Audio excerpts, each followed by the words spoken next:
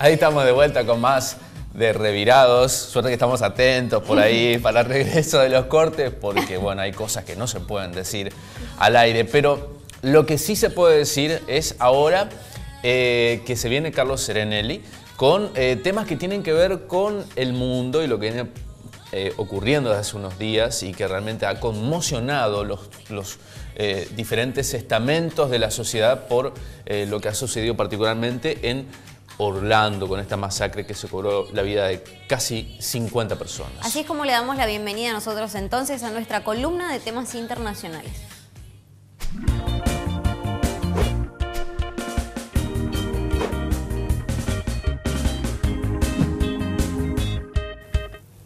Muy buenos días, y efectivamente, mientras en Estados Unidos están en plena conmoción por esa masacre de Orlando, se produjeron en las últimas horas un nuevo hecho de ataque con tintes terroristas. En este caso, en Francia, concretamente en París, donde anoche fueron apuñalados un policía y su pareja en la propia vivienda de ambos. El ataque fue calificado por las autoridades de Francia como una acción terrorista. El atacante mató con un cuchillo a un policía de 42 años de edad delante de su casa y a su pareja en el interior de la vivienda. En la casa también estaba un niño de tan solo 3 años de edad que resultó ileso. Varios testigos afirmaron que el atacante gritó "Alá es grande" en el momento de la mortal agresión. El hombre se atrincheró luego en el domicilio de la víctima, que fue rodeada rápidamente por fuerzas policiales de élite. Tras infructuosas negociaciones, las fuerzas de seguridad lanzaron un asalto a la vivienda durante el cual murió el atacante. El asesino es un hombre con vínculos yihadistas que reivindicó su pertenencia al grupo Estado Islámico. Tenía 25 años de edad y se llamaba Larosi Abala. Había sido condenado en el año 2013 por integrar una red yihadista con vistas a preparar actos terroristas. El presidente francés, François Hollande, reconoció hoy que Francia se enfrenta a una amenaza terrorista de gran importancia. Este ataque terrorista mortal se produjo en plena Eurocopa de fútbol que se celebra en Francia y es el primero de este tipo después de los atentados de noviembre, es decir, hace 7 meses, que dejaron 130 muertos en París. Nos vamos a referir ahora a ese otro ataque terrorista, a la masacre de Orlando, que se cobró 49 víctimas mortales y 53 heridos. Se sigue investigando ese ataque sin demasiadas vistas concretas, más allá de que se sabe perfectamente quién es el autor, ya que fue abatido en el mismo lugar del ataque. Este fue el peor hecho terrorista en Estados Unidos desde los atentados del 11 de septiembre del año 2001. El autor, que con un fusil de asalto y un revólver disparó contra quienes estaban en un club gay, ya había sido investigado por el FBI. Su nombre es Omar Mateen, estadounidense de origen afgano, tenía 29 años de edad y fue abatido por la policía tras el ataque. El FBI investigó a Mateen en los años 2003 y 2014 por eventuales vínculos con terroristas, pero esas pesquisas fueron archivadas por falta de pruebas. El joven se había radicalizado con propaganda yihadista a través de Internet. Actuó solo, sin recibir órdenes del grupo Estado Islámico, pero inspirado por los yihadistas. En un primer momento se dudó acerca de si se trataba de un ataque terrorista y si solo fue obra de un desequilibrado, pero el presidente Obama dijo ayer que fue efectivamente un acto terrorista. Según los últimos trascendidos, son las noticias más nuevas que hay sobre este tema, el atacante era homosexual. Varios testimonios revelan que Mateen era un asistente regular al club gay Pulse, el mismo que atacó el domingo. Tenía 2 permisos para portar armas y días anteriores, muy pocos días antes del ataque, había comprado el arma larga y el arma corta con las cuales protagonizó esta masacre. Esto reaviva el debate en Estados Unidos sobre la facilidad que hay en ese país para adquirir y portar armas, debate además que se reaviva en plena campaña presidencial.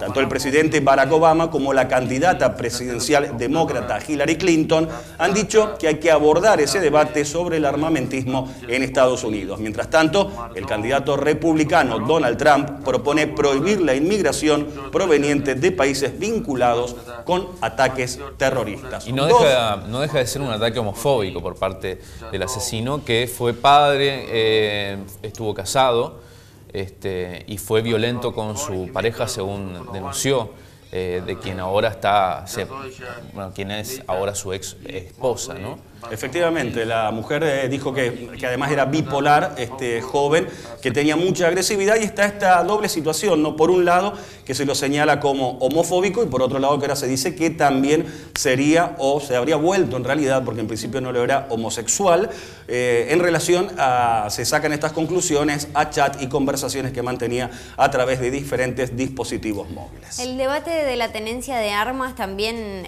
surgió mucho, me parece importante, más allá de que bueno, estén en campaña presidencial.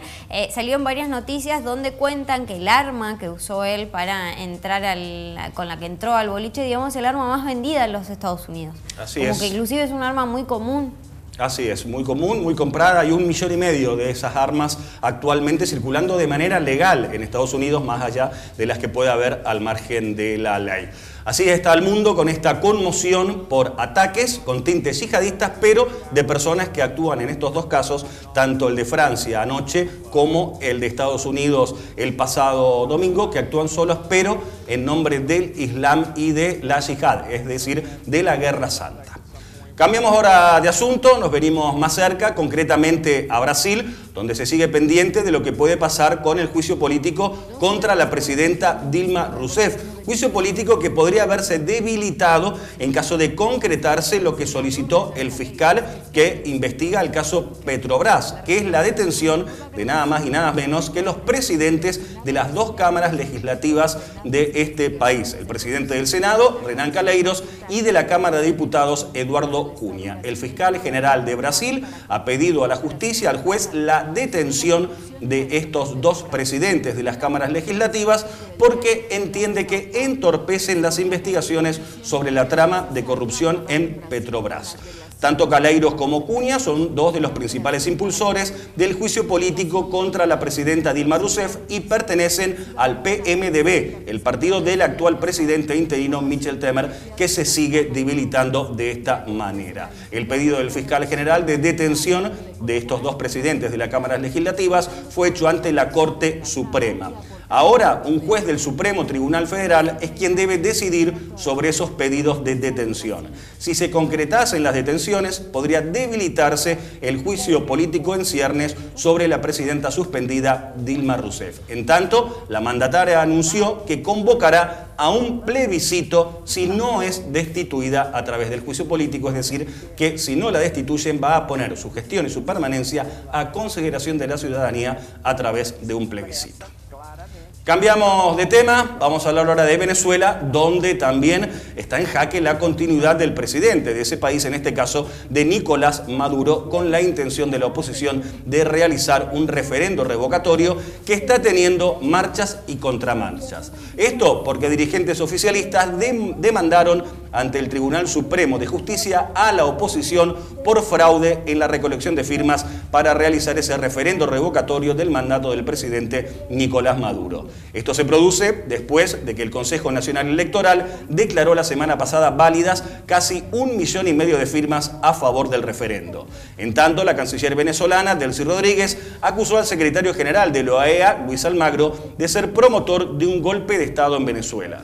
Ayer comenzó, por otra parte, la Asamblea General de la OEA, en la que, aunque el tema de Venezuela no está en la agenda oficial, es ineludible su tratamiento. En tanto, se agudizan los saqueos en Venezuela en medio de la escasez de alimentos y ya se cobraron esos saqueos un muerto al ser reprimidos. Y la última noticia que hay sobre la actualidad venezolana y esta situación es que el Tribunal Supremo de Justicia de Venezuela declaró inconstitucional la ley de salud que aprobó la mayoría opositora en el Parlamento para exigir al gobierno del presidente Nicolás Maduro que autorice el ingreso de ayuda humanitaria al país. Bloqueada de esta manera, por lo tanto, por el Tribunal Supremo de Justicia la posibilidad de que Venezuela reciba ayuda humanitaria de otros países del mundo ante esa grave escasez de alimentos y de medicamentos también. Y vamos a hablar por último de Perú, donde fue proclamado el nuevo presidente tras el balotaje realizado en ese país.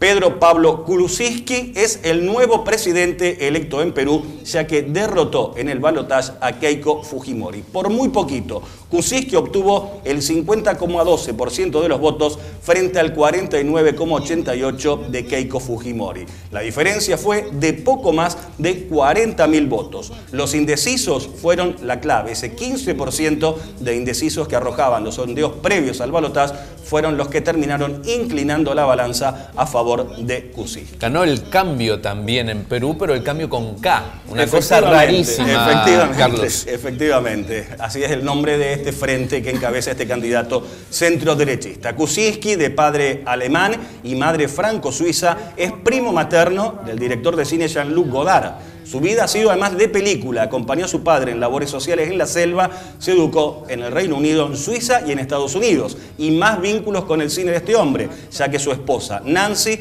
es estadounidense y prima de la actriz Jessica Lange. Esas son las características singulares de quien será Pedro Kuczynski, el nuevo presidente de Perú.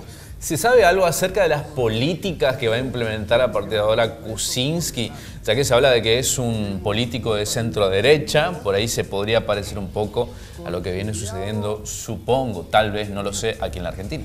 Efectivamente, puede haber un giro hacia la derecha, una tendencia que se está dando bastante en esta zona del mundo y que se sumaría también a este candidato de centro derecha. Es verdad que más de derecha todavía era Keiko Fujimori, pero en el fondo los analistas señalan que no había muchas diferencias programáticas entre uno y otro candidato y que en cualquiera de los dos casos iba a haber un cambio importante, un giro importante en Perú cuando asuma el nuevo gobierno, las nuevas autoridades.